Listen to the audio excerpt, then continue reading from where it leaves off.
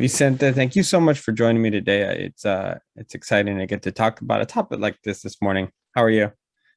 Well, thank you for inviting me. Happy to be here. So we're obviously I am here with Vicente Fusco. He works with the Immersive Frida Kahlo exhibit experience. There's many different words you can really take it as. Can you tell us a little bit about the exhibit? Absolutely. Well, first and foremost, it's an immersive art experience, right? So um, it's art brought to the public in a different format where the public will get the chance to walk into a massive space with huge walls surrounding them, projections all over the place, all of the walls, all of the floor. So that in its own right is a very special and unique experience. We've created a wonderful show on Frida Kahlo, which is such an important pop icon with such an interesting life. And the show revolves, sorry, around obviously her art, right? Her as an artist, but also her as a person. So there'll be a lot of notes on her upbringing, her politics, the Mexico she grew up in, which very different from the Mexico today. So it's a very complete show, very complete experience. In putting this together, I see that you got to work with some of her descendants, some of the family that she has. How was that experience for you as an associate producer for the show to be able to have their input and then to get reactions one way or another to either make it better or to know that you got certain aspects correct? Absolutely. Well, it was a privilege, first and foremost, to have the Kahlo family involved in our project. We've been working with them for a long time, and they were crucial in there's a lot being said about Frida. There's been a Frida movie. There's the whole Hollywood aspect to all of that. But the family came in and they gave us a lot of information. They told us stories, anecdotes, information about the family. So it was super rich. It was a very rich collaboration in the sense that they were validating who Frida was. And the more we got into it, and the more they told us about her, the bigger the person. You obviously, not everybody has the chance and the luxury of sitting down with the Kahlo family and have them talk to you about who Frida Kahlo was. So it was an amazing experience. Yeah, I'm very excited. Actually, I'll be able to get to talk to them a little bit later today. So I'm quite looking forward to that. With that, actually, I'm very curious with your working on this project. What is your biggest takeaway from the life of Frida Kahlo that maybe you didn't appreciate or understand before? Well, that's a great question. I guess in my personal experience, I knew a lot about her. I'm from Mexico, so she's obviously a universal icon, but she represents a lot in Mexico, and she's like our pride and joy Mhm. in a certain way. But the more we got into her life and all the things she did in a relatively short span, right? She died relatively young. She did so much in a time and age where I think it must have been so hard to get all of that going for a woman, a strong woman, right? With her empowerment and her visions of life and her political views, and she was always herself in an environment that didn't necessarily allow anybody within her scope to be. And she married one of the most important painters in the world, Diego Rivera. Mhm.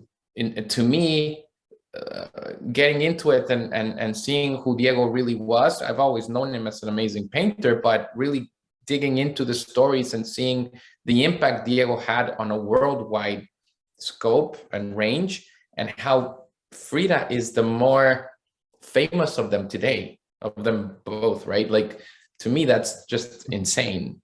She had to really accomplish so much and leave a mark in a certain way that just revolves around the world even today. she's super relevant.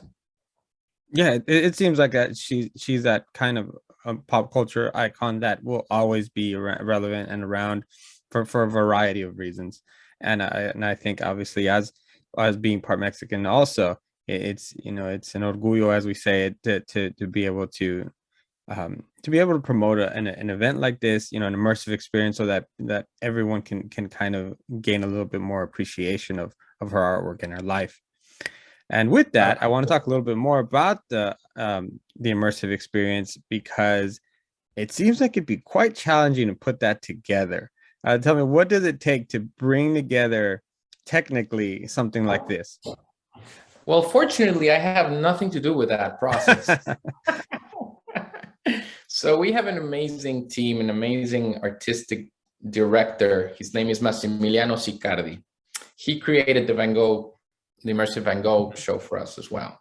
So we're very fortunate to be working with him. He's a true genius of this art form in itself. It's really Massimiliano and Luca Longobaridi, who's a composer, and their amazing team.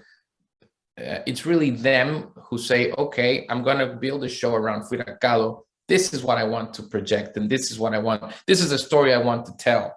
So from a creative process, it's them that get out the storyboard and start analyzing what it is they want to do.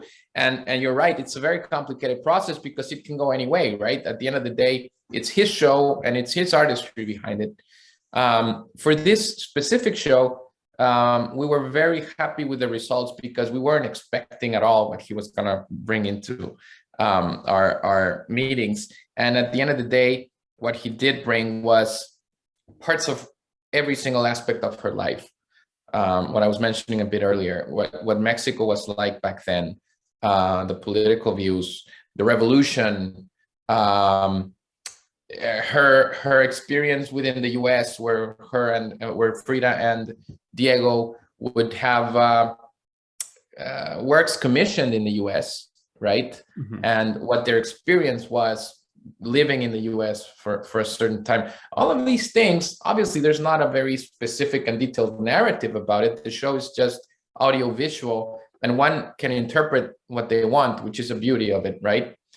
But there's so many details and so much going on. Family photos, that speaking with the Kahlo family, they weren't expecting to see those photos, and it got them super emotional in those certain times of the show. So there's a lot going on, and it's very well represented, and the way the music and the visuals work together really creates a unique emotion. Of course, you can feel it in a certain way. I can feel it in a different way, but you will feel something. I can tell you that.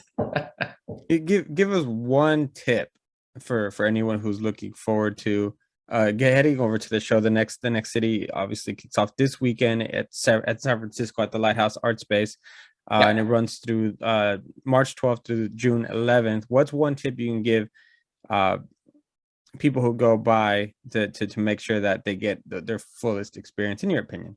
Yeah, in my opinion, and I would really want to spread this opinion as much as I can. The best thing one can do is forget about their problems, forget about their current life, their work, whatnot. Just walk into this with a blank, mind, and just breathe it in. Let it sink in. This is a very unique thing to see.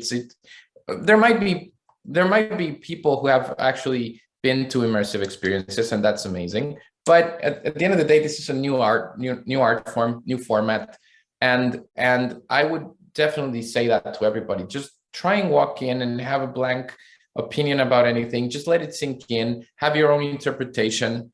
At the end of the day, this is art, and art is subjective by meaning. Mm-hmm. So so one may like it, one may not like it, and one may feel one thing and the other may feel a different thing. I just think there's a lot going on in the show where there's a very interesting perspective of what art can be in the present and future. So I would just say that you're allowed to like it. You're not allowed to not like it. Just leave everything behind, walk in, and enjoy it as much as you can. Yeah, regardless of the reaction you have to the art, the point is you had a reaction and it can spark a conversation. And I think if you can do that, Absolutely. then you've created something wonderful. Before I let you go, I have to ask you about you personally, because you've worked very hard on a variety of different projects, including, and you correct me if I'm wrong, you worked across Mexico with Cirque du Soleil. You've also worked on a Banksy exhibit, and you've worked in cities all across the world. What has that experience been for you? And you talk a little bit about, looking back at your career so far, and everything you've been able to accomplish. Yeah, appreciate that. It's been a ride, and I've been very lucky. Honestly, I've been very lucky to have been able to work with all of these amazing products and brands and producers, because at the end of the day, each show that I've been able to work on is like a degree on an academic level. And the fact that you're able in this world to work with shows from France and Japan and Israel and the US and Canada, every single experience brings something to the table where you walk out of there and say, I've learned something today. So I was very lucky. I started out in Mexico with amazing producers and working on great A shows. And now I'm doing this associate producer role in shows like Immersive Frida, the Banksy world, which is also super exciting. It's dealing with real art, so that's a different experience altogether, right? We have a Banksy show where we're touring real artworks, certified artworks. So you have to learn something every single day with experiences like these. So I've been very lucky. It's been very crazy last couple of years, but that applies to me, to you, to everybody. It's been quite a challenge to keep doing what we do. I feel very fortunate to be able to keep on doing what it is I like to do and what we love doing. Awesome. Vicente, thank you so much for your time today. I appreciate being able to sit down with you for a few minutes and talk about this immersive experience. It was great meeting you. My pleasure, Emmanuel. Yeah, likewise. And be giving you feedback when I get to go out there soon. Fantastic. Looking forward to it. All right, take care. You too.